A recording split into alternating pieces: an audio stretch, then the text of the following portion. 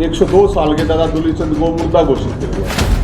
उसको जिंदा होने के लिए बारात निकालनी थी। मुख्यमंत्री दुष्यंत चौटाला साहब इतनी बड़ी बड़ी बात कर रहा था।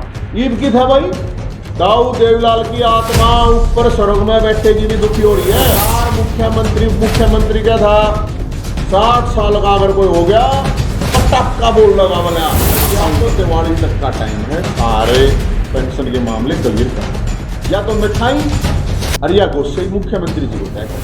अगर रावण को फूकना है, नेताओं को, लोगों को मैं बता रहा हूँ, इनको उनको बुलाओ जिसका चरित्र राम जैसा हो, वो पेंशन बनवाने के लिए कॉल करें 94 16 721 201। ये सरकारी नंबर है दादा दुलीचंद और सरकार के फूफा का नंबर जो पेंशन बनवाएगा। अगर सरकार के नंबर से पेंशन नहीं बनाए तो सरकार के फूफा के नंबर से पेंशन बनवाने की जिम्मेदारी हमारे मुर्दा ये सिस्टम, मुर्दा ये विपक्ष सरकार का मुद्दा। कुछ दिन पहले 102 साल के दादा दुलीचंद को मुर्दा घोषित कर दिया था। उसको जिंदा होने के लिए बारात निकालनी पड़ी थी। उसके बाद सैकड़ों और लोग निकल के आए थे और उसके बाद जो डाटा निकल के आया वो हजारों का निकल के आया। तो उसको लेके हम चंडीगढ़ गए थे। फिर दादा दुलीचंद चंडीगढ़ ले गए थे बुजुर्गों को लेके। तो उसके बाद पोर्टल खोल दिया गया था हर जगह। आपके कैथल में भी पेंशन बनवाने की जो समस्या है सरकार ने पूरे हरियाणा में खोल दी थी कि भाई जिसकी भी जो गड़बड़ हो रही है। तो सबसे पहले तो मैं आपको कैथल का वो नंबर आपको दे रहा हूं। ये नंबर है जिला कैथल, पेंशन बनवाने के लिए कॉल करें 94 16 721 201। ये सरकारी नंबर है और मुख्यमंत्री जी का फोटो लगा रखा है। देखो कितना बढ़िया हमने ये काम करना चाहिए इनकी पार्टियों को, इनकी सरकार को।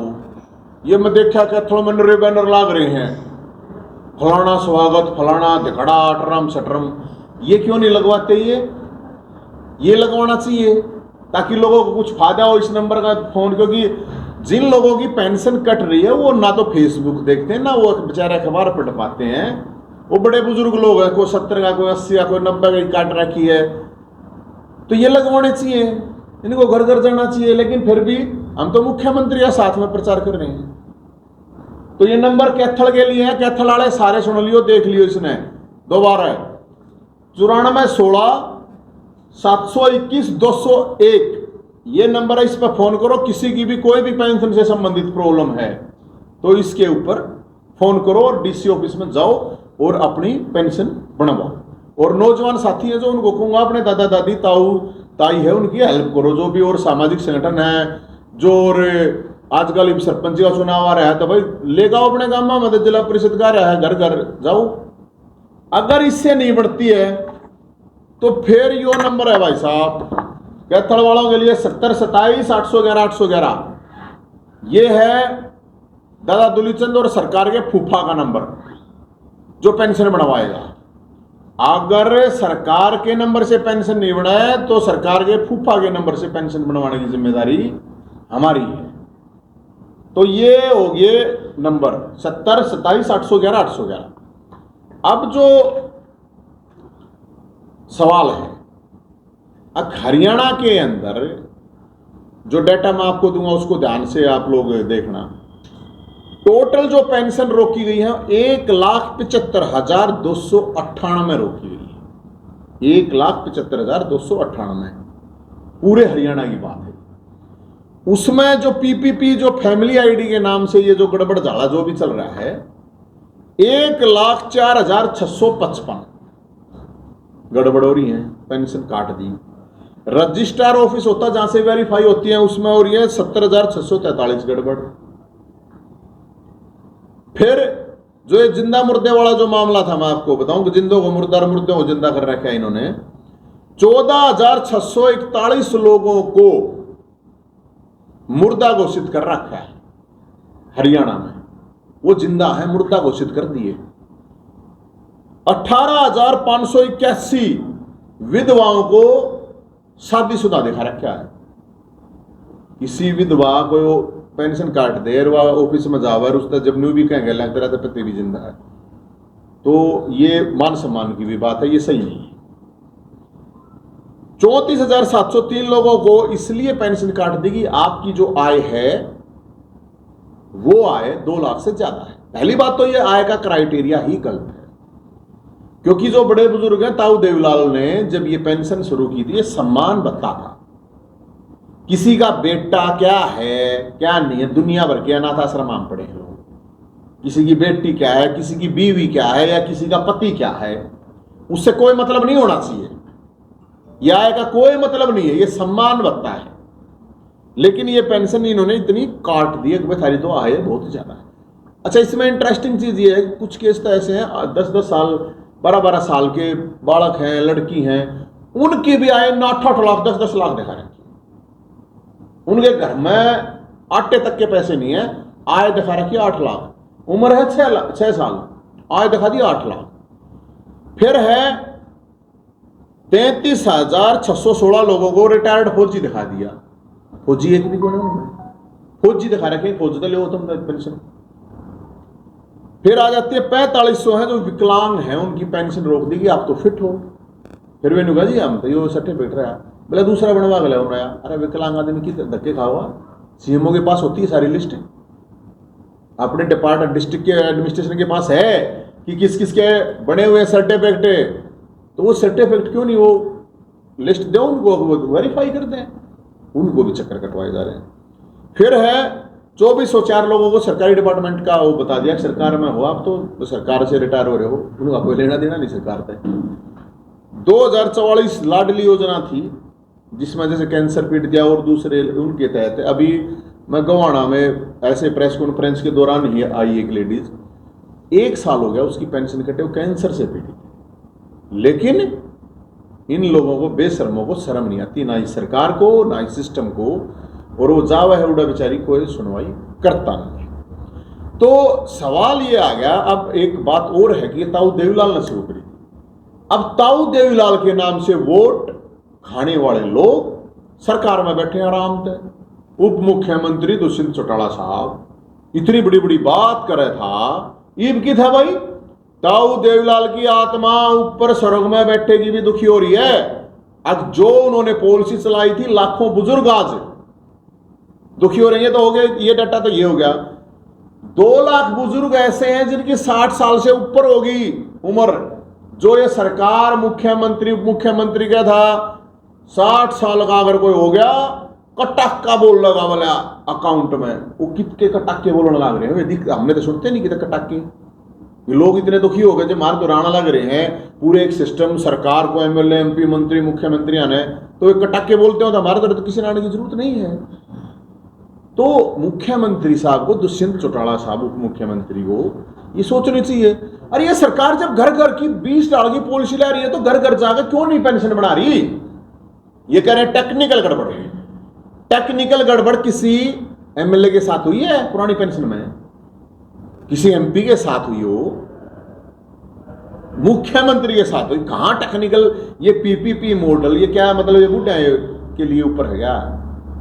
मैं ये मानता हूं अगर सही में ये सच्चे तैसी हैं तो मुख्यमंत्री मनोहर लाल खट्टर साहब, दुष्यंत चौटाला उप मुख्यमंत्री साहब अपनी तनख्वाह लेनी बंद कर दो जब तक एक भी बुजुर्ग, एक भी विधवा, एक भी विकलांग की पेंशन नहीं बन जाती। एक भी अगर बचता है खुद तो कर सको, और थोड़ी और हिम्मत दिखाओ तो अपने एमएलए एमपी आई रोको पेंशन, पुरानी जो पेंशन है वह रोको और उनकी तनख्वाह वह रोक दो।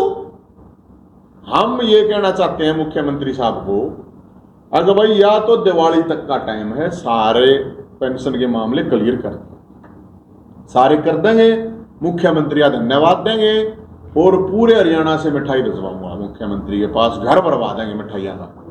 अब चलो कोई बात नहीं भाई, आपने पोर्टल खोल दिया, लोगों की सुनी, हजारों लोगों की बढ़ भी रही है, ऐसी बात नहीं है कि भी नहीं बढ़ रही है लोगों की। लेकिन अगर कोई समस्या रहेगी तो सीआईडी वाले भी भाई आड़ा बैठे हैं, रिकॉर्डिंग करके भेज दियो आप मुख्यमंत्री जी के पास, इतने गोस्से भिजवाऊंगा, इतने गोस्से भिजवाऊंगा।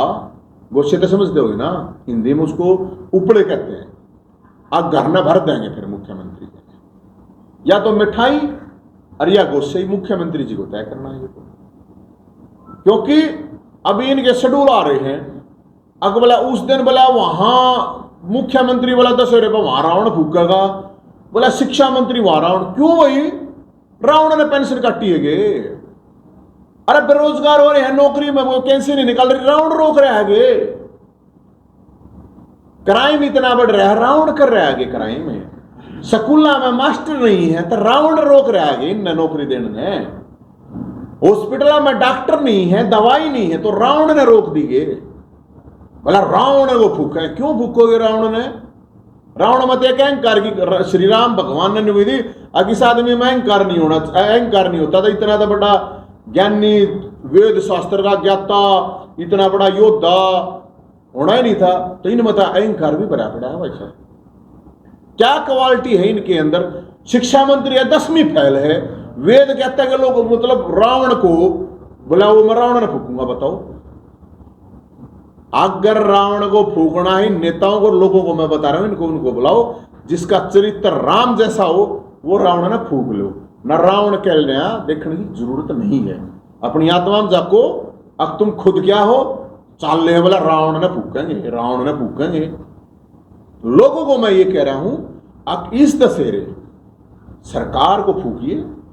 अगर किसानों को परेशानी है, उनका मुआवजा नहीं मिल रहा, पानी भरे खड़े हैं, तो कृषि मंत्री का पुतला फूको। डॉक्टर नहीं है, दवाई नहीं है तो स्वास्थ्य मंत्री का फूको। कानून व्यवस्था है, गृह मंत्री का फूको। नौकरी नहीं दे पा रहा, 20 लाख वाला को धक्के खाते हैं, 2 लाख वैकेंसी खाली पड़ी है हरियाणा में, मुख्यमंत्री का पुतला फूको। बेरोजगार रावण ने क्यों बिगड़ रखा है भाई? अगर रावण ने बिगड़ रखा है बोला, तो ये हम बात जो है सरकार को बता रहे हैं और कह रहे हैं। अब दिवाली तक का सरकार के पास इस चीज के लिए टाइम है, और सब लोगों से, सामाजिक संगठनों से, जो सरपंची में चुनाव में उठाए भाई, लोगों की पेंशन में आप लोगों ने वोट भी मिलेंगे, जिला परिषद में उठाएंगे, उन्हें आइडेंटिफाई करो। नवीन जी, जो उपले भिजवाओगे उसका तरीका क्या रहेगा आपका भिजवाने का? किस ढंग से कैसे भेजे जाएंगे? तरीका तो जी वो तो फिर वो हो जाएगी, क्या कह रहे हैं, सीक्रेसी लीक हो जाएगी। फिर देखो हम भी तो चलाएंगे ना सर, भेजेंगे जरूर। कैसे? क्या जिला भरों में प्रदर्शन करोगे या क्या चंडीगढ़ जाओगे आप लोग? चंडीगढ़ जागा सर, गोसा जागा चंडीगढ़, जिला विला में किधर है ड्रोन ड्रान के ऊपर तब गंदे। हाँ, ये भी सही, ये आइडिया सही है, ड्रोन तक भी हो सकता है। चलो दूसरा, कुछ तरीके आजकल डिजिटल इंडिया। चलो दूसरा सवाल मेरा ये है, विकास की बातें बहुत होती हैं, विकास अभी भी रास्ते में रुका हुआ है, लेकिन बीजेपी करोड़ों रुपए लगाकर अपने कार्यालय खोल रही है जगह जगह, इस पे आप क्या कहोगे? देखो, मैं ये कहना चाहूँगा, विकास होता है वो जी जो लोगों की सुविधाएं बढ़ाता हो, लोगों को रोजगार देता हो, लोगों को सुरक्षा देता हो। मेरे साथ घने हैं तो और विकास क्यों? ये हो यार, अगर रोटी मिल जाएगी, ये तो घर छीन रहे हैं लोगों के। बड़ा कह दे इतने हम 2022 तक सब ने छत पर कर दे दें, घर इनते नहीं बन रहे, रोजगार इनते नहीं दे जा रहे, जो है उनने भी हटा रहे हैं। तो मेरे हिसाब से मन नहीं लगता कोई रोजगार का इस तरह का मामला है। जितने भी चीज़ें इन्होंने कही थी, अब जैसे गाय माता थी, गाय माता के नाम पर वोट मिल लिए, उस टाइम पर गौशाला में चाचा गऊ के साथ ऐसे फोटो खिंचवाना, ये करना, ये वो गौ माता रोड़ा पे हांड है, ये हमारी माँ जब रोड़ा पे हांड है तो उस सरकार को तो डूब के मर जाना चाहिए। रोड पे गाय माता का हांडने का मतलब क्या है? लंपी बीमारी आई, एक्सीडेंट से मर रहे हैं लोग, आदमी उसके बेटे भी मरे हैं, गाय माता भी मरे हैं। तो सरकार ने, मेरे हिसाब से मुझे ऐसा लगता है कि मुख्यमंत्री जी को या तो पता नहीं है के हो रहा के नहीं, और जब पता होते हुए कर रहे हैं तो फिर वो धृतराष्ट्र का रोल अपना निभा रहे हैं। और देखो, ये आप चीज को समझ के देखिए, ये कितना बड़ा एक क्रूर मजाक लोगों के साथ हुआ है। क्या ये सरकार के लोगों को पहले नहीं पता था? 1 साल से जब लोग धक्के खाते घूम रहे थे कार्यालयों के, पेंशन के, मुर्दे बता दिए। मतलब मुर्दा तो कौन है पता है? मुर्दा है सरकार, मुर्दा है ये सिस्टम, मुर्दा है ये विपक्ष के लोग जो आवाज नहीं उठाते। मैं तो कुछ भी कहना, मेरे पल्ले तो 4 आदमी है, एक मैं हूं, 5 आदमी हम। तो जब मैं आवाज कह सकता हूं, ये बात सुन सकता हूं, ये क्यों ना उठाते भाई? सरकार का मतलब होता है आप सरकार में तो लोगों की सेवा करो। विपक्ष का मतलब होता है आप अगर विपक्ष में हो तो संघर्ष करो। कौन सा नेता है ये जो सड़क पाया किसी मुद्दे को लेकर? ये रैली करते हैं, सभा करते हैं, क्या मुद्दों को लेके ये सड़क पर उतरे हैं कि कदे? कैथल में विपक्ष के आदमी देखे हैं कदे? अगर भाई हाँ इस मामले को लेकर करे हैं, क्यों ना करते? लोगों ने वोट दिया है ना उनको भी, चलो हार गए या वो जीत गया, सरकार बनी है, वोट तो लोगों ने दिया है। तो हम तो ये कह रहे हैं भाई साहब, मुर्दा ये सिस्टम, मुर्दा ये विपक्ष, और सरकार तो मुर्दा है। नवीन जी, आपके पीछे कौन सी राजनीतिक पार्टियों का हाथ है? क्योंकि आप लगातार मुद्दे उठा रहे हो, आप कितना पहुंचते हैं? मेरे आम आदमी पार्टी में हो नहीं हो? अरे क्या बकैली मेरे भाई, मैं किससे राजनीतिक पार्टी में नहीं हूँ। और मेरे पीछे किसा, मेरे पीछे इतना बड़ा हाथ है, भोलेनाथ का हाथ मेरे पास है, भगवान परशुराम का मेरे पास है, बाबा खाटू श्याम का मेरे पास है, माता रानी का मेरे पास है। मेरे तो बड़े हाथ किसके हैं बता? किसी में हिम्मत हो तो बताओ, कोई बोलता हो तो बताओ, इस सरकार के खिलाफ है बताओ। और इतने बूढ़ा की दुआ मार दो रहे, इतने लोगों की दुआ है। हालांकि हमने ना चाहिए किससे तो कुछ, हमारा काम है संघर्ष करना लोगों के लिए। हाथ उठ की सही बात है ना, अपने दम पर जिंदगी दिया रहा, बाकी सही दम पर कुछ नहीं करते भाई साहब, ठीक है ना। नवीन जी, इतना सरकार के खिलाफ बोलते हो, कोई मुकदमा दर्ज करने की या कोई आपको ऐसी कोई धमकी इस तरह की कोई? मेरे पता नरे हो रहे हैं भाई साहब, मुकदमे मेरे 10-11 मुकदमे चल रहे, और कितने करवाओगे? जब से पेंशन वाला मुद्दा आया है, मनोहर लाल खट्टर के खिलाफ पूरा जमकर बोलते हो। मैं तो पहले से बोल रहा हूँ, मेरा आप उठा के देखो, मेरा इतिहास अगर आप थोड़ा उठाओगे, थोड़ा उस पर रिसर्च करोगे, तो मेरे ऊपर मुकदमे लगने शुरू हुए थे। मैं रोहतक जाट कॉलेज में पढ़ा था, उस टाइम पर लगने शुरू हुए थे। यूनिवर्सिटी में पढ़ा हूँ फिर मैं, तो मेरे पास तो भाई साहब भूपेंद्र हुड्डा जब सीएम थे तो हुड्डा साहब ने लगवा रखे थे 6-7। तो फिर दिल्ली के अन्ना आंदोलन में था तो दिल्ली के मुकदमे हवे भुगते, ईब खट्टर साहब ने लगवा रखे हैं, अपने तो सब ने मुकदमे लगवा रखे। सरकार के कितने अलग? ईब इनके मेरे ख्याल में 3-4 हो गए, इनके भी 4 है मेरे ख्याल में इनके। किन किन ऑफेंस में है? एक तो अमित शाह के आगे सांड गिरा था गऊओं के मामले को लेकर, उसमें है। एक वो उसका रास्ता रोका था। एक कैप्टन अभी मुन्नू के घर के बाहर गाय बांधी थी, खुट्टा काटा था उसका, जब गांव के लिए कुछ ये दे नहीं रहे थे गौशाला वो। एक वो था, एक पंचकुला में था, कोई प्रोटेस्ट था, मेरे तो मतलब आधे तो सही बताऊँ, भूल रहे हूँ कौन कौन से हैं, तारीख आवा है भाई जब जाना पड़े है। और दिल्ली का था एक आरटीआई का, राष्ट्रपति के घर में घुस गए थे, घुसे नहीं थे हम तो, सरकार पुलिस ने कही थे घुस गए थे, हम तो रिक्वेस्ट ले गए थे अगर भाई जैसे भाई आरटीआई के लिए सुप्रीम कोर्ट ने कहा था सारी पार्टियां आरटीआई के दायरे में, तो सरकार ने क्या कराया था, अध्यादेश लाया, केंद्र सरकार ने उसको अध्यादेश लाया कैंसिल कर दिया। तो राष्ट्रपति जी के पास वो अध्यादेश भेज रखा था, हम हो गए थे। ईब बुरी हुआ मुझे 12 साल में उसमें, तो ईब जो और लग रहे हैं भाई साहब, और बाकी एक आधा कैथल में लगवाना हो लास्ट में कैथल वासियों को क्या कुछ संदेश देना चाहिए? कैथल वाला ना तो मैं कहूंगा, एक तो ये जो नंबर है भाई, इस नंबर पर जरूर जो मैंने बताया है, बड़े बुजुर्ग नौजवान जो साथी हैं उनके लिए, अपने दादा दादी ताई या अपने आसपास जो दिखे है यार, कोई विधवा है बेचारी या कोई हैंडीकैप्ड है बेचारा, विकलांग है या 60 साल से ऊपर है, उनकी जगह पेंशन बनवाओ। और अब की बार दशहरे पे रावण ने ना बिगाड़ रखा था कुछ, रावण पे की वो दिखाना है, अरे उनके पुतले दिखो, हिम्मत उसमें दिखाओ। अब जिससे तुम्हारे को समस्या है उसका पुतला फूको, थोड़ी हिम्मत दिखाओ। रावण ने बेचारा 1000 साल पहले जा लिया जू लिया, इब रावण के पास पड़ने का क्या फायदा? अगर हिम्मत है तो पुतले फूको सरकार के। और मैं तो नू तो है नहीं भाई साहब, मैं तो सरकार अच्छा काम करेगी। एक बार और नंबर दिखाओगे कैथल वासियों के? हाँ, ये कैथल वासियों के लिए ये नंबर है, और आप लोगों से रिक्वेस्ट है कि इसने जरूर देखो, मुख्यमंत्री साहब का आज तक आपने कभी नहीं देखी होगी ऐसी प्रेस कॉन्फ्रेंस जिसमें मुख्यमंत्री जी कोई नहीं पार्टी के भी नहीं करते, इसका फोटो लगा है प्रेस कॉन्फ्रेंस मुख्यमंत्री साहब का। 94-16-721-201 कैथल वालों के लिए ये नंबर है, और ये सरकार का नंबर है, ये मेरा नंबर नहीं है, सरकारी नंबर है, ये जारी करा है। ये इनको प्रचार प्रसार करना चाहिए लेकिन ना कर रहे, इससे निमटती तो ये सरकार के फूफा का नंबर है 70-27-811 ये रहा दूसरा। तो इस नंबर पर कॉल करने के बाद कितने दिन में पेंशन बन सकती है? एक बार कॉल करके देख लो बस, फिर पता चल जाएगा कितने दिन में। भाई साहब दूसरी जगह प्रेस कॉन्फ्रेंस करी थी, 2 जने जड़ में बैठे पाए गए, क्यों तख्ती ले रहा था, क्यों पूरे 2 बंदे भी नहीं नवीन जाइंद पे। मेरे तरफ एक भी कौन है, हमने किसी को बुलाया थोड़ी है कोई, क्यों बुलाऊंगा? 90 साल के बूढ़े नाटक क्यों दुखी करूंगा मैं? रे यारे, और मैं बंदे मैं कद कहूँ मेरे तरफ फौज है, मेरे तरफ जो कुछ है वो है। ठीक है, ठीक है।